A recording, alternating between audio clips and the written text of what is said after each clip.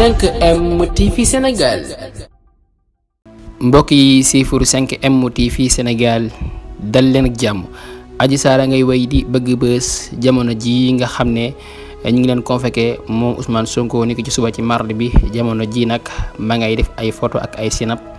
di génn jamono ji daal loolu lañ nemmeeku ci Adji Raby Sarr mi nga xam ne moo fi indi loo xam ne mosu fee am karee fi loo xam ne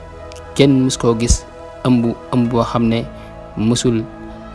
avorté. loolee la ñu nemmeeku ci Adji Raby Sarr mi nga xam ne teg na fitna Sénégal yi teg ay mbokkam teg ko ñëpp jamono ji daal moom ma ngay wéy di bëgg bës wala sax ña ngay wéy di ko ngembu moom mii di Adji Sarr ba tax ma ngay def ay photo ak ay sinap di fa séenee waajal li nga xam ne moo di confrontation bi nga xam ne war na ko am ak président Sonko jamono ji daal loolee lay waajal ak ñi nga xam ne ñu ànd ak moom